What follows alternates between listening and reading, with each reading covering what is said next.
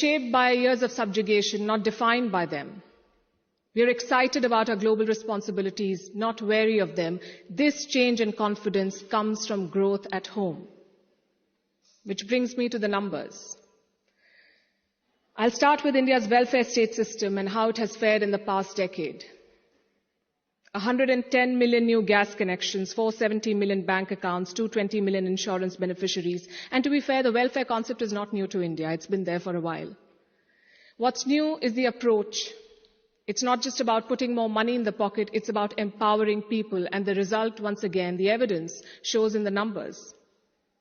India's per capita income has gone from 86,000 rupees in 2014 to 172,000 rupees now. It has doubled. And a big reason for that is the falling inflation, from more than 8% 9 years back to less than 6% today. And this, ladies and gentlemen, is in the middle of a global cost of living crisis. Foreign direct investment is at its highest level. Foreign trade is at its highest level. The growth mantra is connectivity. And I don't have to tell the British that. First thing you did in your colonies was build roads and railways. Our growth story has been about two Indias. The urban India, the bustling urban India, and a sluggish rural India. Today, we are trying to connect the two. We are building more than 38 kilometers of highway every day, which is 50% more than what it was 7 years ago. The number of airports has doubled since 2014. The total capacity at seaports has doubled. This connectivity is what is driving India forward. You mentioned GST. Our constitution calls India a union of all states, which is a great tribute to our diversity. But it also meant 28 different state economies, different taxes, different trade practices. This government tried to unify it to create a single Indian market. It took time, but the result is this today. Tax collection is at its highest ever. The number of taxpayers has doubled since 2017. I have a lot of data I could go on, but you get the drift. So now I'm going to talk about India's global position. Because your path is also about your role in the world. Are you a troublemaker or a consensus builder? I think there is no doubt as to where India stands.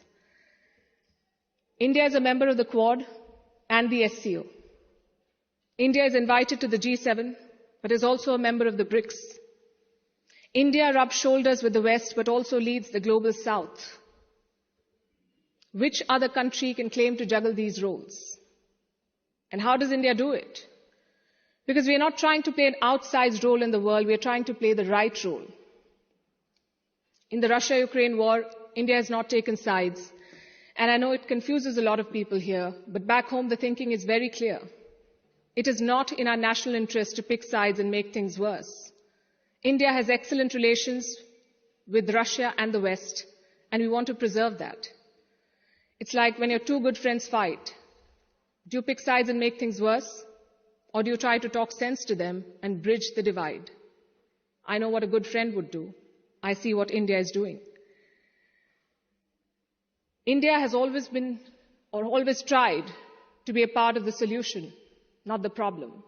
Look at our neighborhood policy. When Sri Lanka was sinking, India provided assistance worth $4 billion, no strings attached, no grudges held, for Colombo's proximity with China. A lot of people say that India is losing control of South Asia. I say South Asia was never India's to control. New Delhi is building relations based on mutual respect and equality, and the results show beyond government interactions. Countries like Nepal and Bhutan are using India's online payment systems. Students from the neighborhood come to India for training, grants, and scholarships. This government has aced what we call Buddhist diplomacy. It is leveraging India's position as the cradle of Buddhism. All these initiatives have made India popular.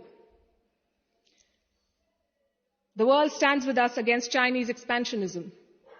The global South looks up to us for leadership. The global North looks up to us for partnership.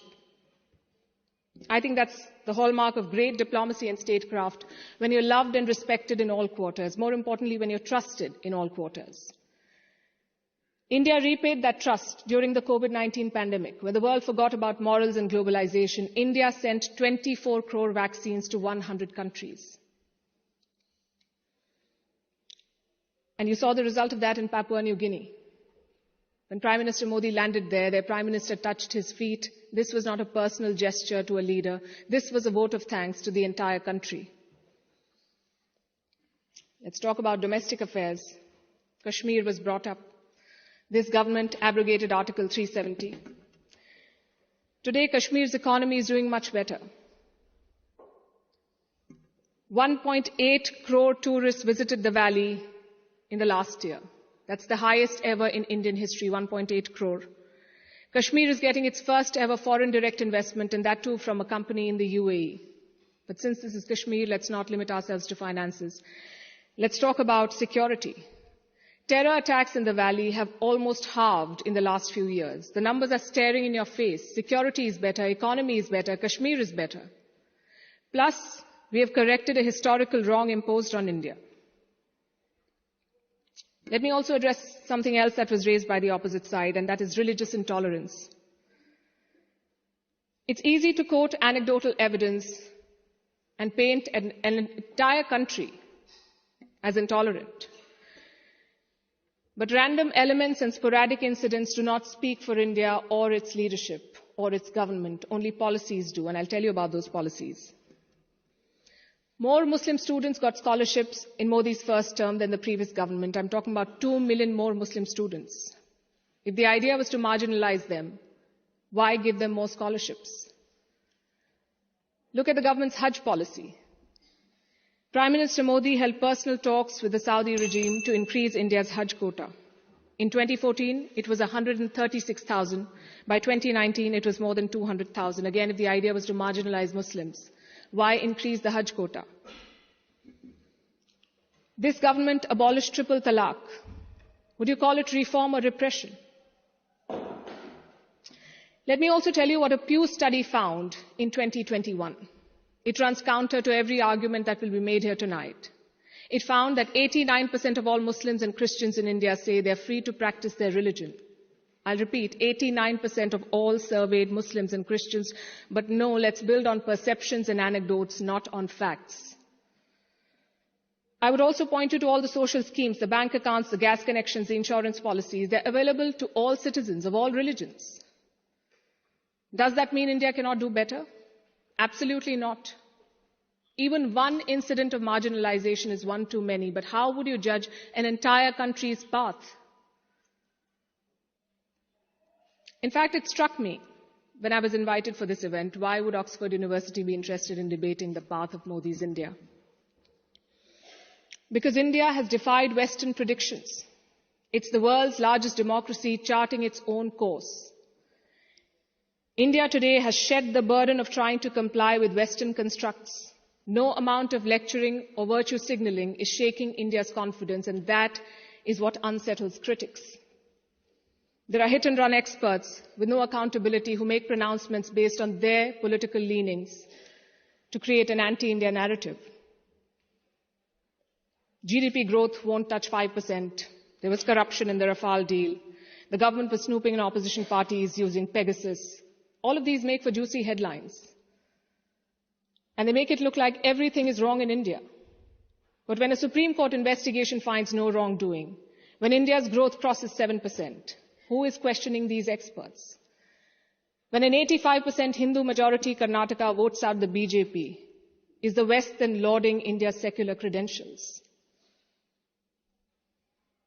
You see, to judge a country's path, you have to be able to separate agenda-driven narrative from facts. In conclusion, let me say this. For any country in the world, there is always a wrong path. Enough dictators and autocrats have shown us. But there is no single right path. Britain has its own right path. India has its own right path.